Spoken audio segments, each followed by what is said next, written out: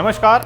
कैसी है हमारी क्राइम पेट्रोल फैमिली। सबसे पहले तो उनका बहुत बहुत धन्यवाद, क्योंकि आप लोगों के प्यार से हमने 16,000 सब्सक्राइबर का आंकड़ा पूरा कर लिया है और आप हमें ऐसे ही प्यार देते रहिए।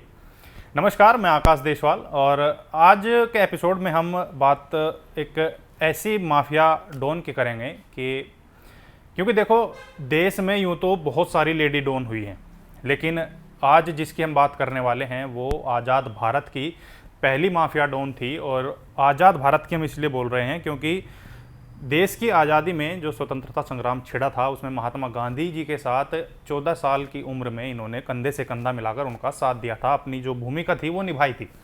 लेकिन उसके बाद जैसे ही भारत आज़ाद हुआ तो इनका रुतबा कुछ ऐसा हो गया कि इन्होंने खास करके अंडरवर्ल्ड में अपनी एक अलग पहचान बना ली। और वो पहचान कुछ ऐसी थी कि हाजी मस्तान हो या फिर करीम लाला हो या जितने भी बड़े बड़े डॉन थे वो सब उनके सामने सलाम ठोका करते थे।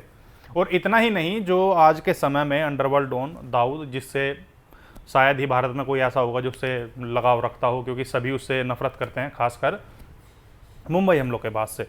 तो उस दौर में वो भी उनसे छोटे छोटे काम के लिए भी सलाह लिया करता था। अगर उसे कोई काम करना होता था तो वो उनसे सलाह लिया करता था, उसके बाद उस काम पर अमल करता था।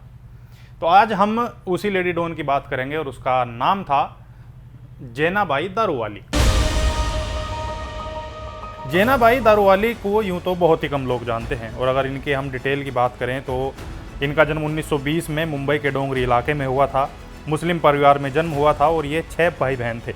अब जैसे ही जैनाबाई बड़ी हुई तो उसे स्वतंत्रता संग्राम में हिस्सा लिया। आज़ादी के इस लड़ाई में परिवार ने उनका साथ कम ही दिया।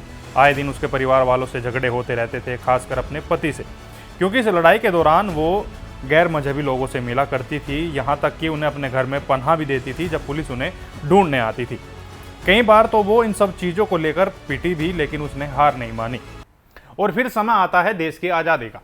अब जैसे ही देश आज़ाद हुआ तो जब बंटवारा हो रहा था, कुछ लोग पाकिस्तान जा रहे थे, कुछ लोग हिंदुस्तान में रह रहे थे, तभी जैनाबाई के पति ने कहा इनसे कि हम पाकिस्तान चलते हैं। तब जैनाबाई का ये जवाब था कि जो मैंने ये लड़ाई लड़ी है, जिन लोगों ने ये लड़ाई लड़ी है, तो मैं इसलिए ये इस लड़ाई में नहीं कूदी थी कि मैं पाकिस्तान की शरण में चली जाऊं, मैं यहीं रहूंगी। अब इस बात पर उनका पति उनसे नाराज़ हो जाता है और उनके बच्चों और उनको छोड़कर पाकिस्तान की शरण ले लेता है। लेकिन असली खेल अब शुरू होता है जब आज़ादी के कुछ समय बाद भुखमरी जैसे हालात हो गए। उनको दिखाई दिया कि वो बच्चों को कैसे पालेगी। और तभी उस दौरान सरकार महाराष्ट्र से लेकर सभी देश के अलग अलग जिलों में, अलग अलग राज्यों में अनाज बांटना शुरू करती है, ताकि लोग कम से कम भुखमरी से तो ना मरें। अब इसी बीच उन्होंने एक रास्ता चुना अनाज की स्मगलिंग करने का। अब क्योंकि ये रास्ता उन्होंने मजबूरी में चुना था, लेकिन था अपराध का ही। अब इसी की स्मगलिंग के दौरान वो धीरे धीरे करीम लाला और हाजी मस्तान इन जैसे गैंग से जुड़ती है और इन्हें पता लगता है कि अनाज की तस्करी में शायद इतना मुनाफा नहीं है जितना शराब की तस्करी में है। और इसके चलते ही वो शराब की तस्करी में कूद पड़ती है, या फिर यूँ कहें कि अपराध की दुनिया में कूद पड़ती है। अब जैनाबाई ने डोंगरी इलाके में ये स्मगलिंग शुरू की और इसी बीच उनकी पकड़ अंडरवर्ल्ड पर मजबूत होती गई और हाजी मस्तान, करीम लाला जैसे गैंग उनके सामने सलाम ठोकने लगे, उनसे सलाह मशवरा लेने लगे। लेकिन तभी 1962 के दौर में जैनाबाई को पुलिस शराब के साथ रंगे हाथ गिरफ्तार कर लेती है। अब क्योंकि जैनाबाई नामचीन थी तो उसे सिफारिश पर छोड़ दिया गया, लेकिन उसे मुखबिर बनने की शर्त रखी गई और उसने हामी भर दी। अब मुखबिर के जब वो बनी तो उन्होंने पुलिस को सभी शराब माफियाओं की सूचना देना शुरू कर दिया। अब वो पुलिस को सूचना देते और पुलिस उनका सारे माफियाओं का माल पकड़ती, और माल पकड़ने के एवज में जैनाबाई को 10% लीगल कमीशन दिया जाता था, जो कि उस समय जो लीगल होता था कि अगर तुम ऐसी चीज़ें, गलत गतिविधियां हमें बताते हो, उनको आप अगर हमसे पकड़वाते हो तो उसके बतौर कुछ कमीशन दिया जाता था, जो बिल्कुल लीगल होता था।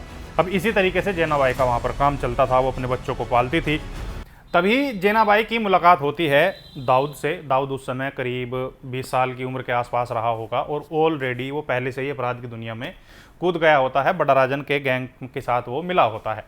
अब इसी दौरान, क्योंकि दाऊद को जैनाबाई पहले से जानती थी, वो भी उसके पिता की बदौलत, क्योंकि दाऊद के पिता मुंबई पुलिस में हेड कांस्टेबल थे और क्योंकि जेल में उनका आना जाना लगा रहता था तो उनके परिवार जैसे ताल्लुक़ हो गए थे। वो अपराध की दुनिया ही नहीं, अगर कोई पर्सनली लेवल पर भी बात करें तो उनके घर आया जाया करती थी। अब जब उन्हें दाऊद के बारे में पता लगा कि बड़ा राजन के ग्रुप में हैं, तो उन्होंने उससे मिलने को वो थोड़ा इच्छुक हुई। अब इसी दौरान जब वो मिला करते थे तो दाऊद ने ये चीज़ नोट की कि जो बड़ा राजन है जिसके ग्रुप में वो है, वो जेनाबाई से सलाह मशवरा लेता है, यानी कि अगर उसे कोई काम करना होता है तो वो जेनाबाई की सलाह जरूर लेता है। अब इसी के चलते दाऊद भी जेनाबाई को अपना आदर्श मान लेता है, और चाहे उसे छोटा काम करना हो या फिर बड़ा काम करना हो, वो हर काम में जेनाबाई की सलाह लेना शुरू कर देता है। जेनाबाई के बारे में एक बात बड़ी चर्चाओं में रही कि उनके बेटे ने जुर्म की दुनिया का रास्ता चुना था और एक गैंगवार में मारा भी गया था, लेकिन जब उसका कातिल पकड़ा गया तो उन्होंने ये कहकर उसे छोड़ दिया कि इसे मारने से मेरा बेटा वापस नहीं आएगा। वो अपनी आखिरी दिनों में लोगों की मदद करने लगी थी, यहाँ तक कि अगर कहीं सांप्रदायिक दंगे होते थे तो वहाँ संगठनों के द्वारा दोनों समुदाय के लोगों को समझाने का काम भी करने लगी थी। अब धीरे धीरे दाऊद ने मुंबई अंडरवर्ल्ड की मानो शक्ल ही बदल दी और मुंबई पर राज करने लगा। तो एक दिन जेनाबाई को खबर लगती है कि 1993 के बम धमाके दाऊद ने कराए हैं, तो उन्हें इस बात से बड़ा धक्का लगा। बस यही बात उनके दिल में घर कर गई और वो इतना ज़्यादा टूट गई कि उनकी तबीयत खराब रहने लगी।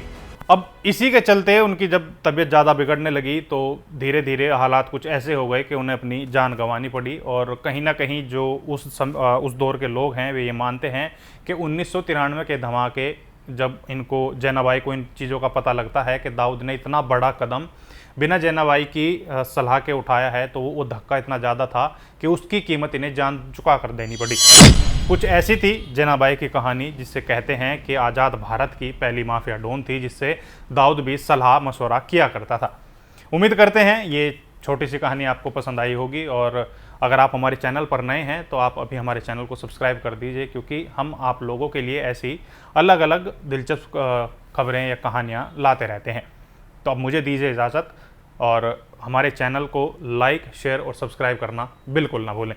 नमस्कार।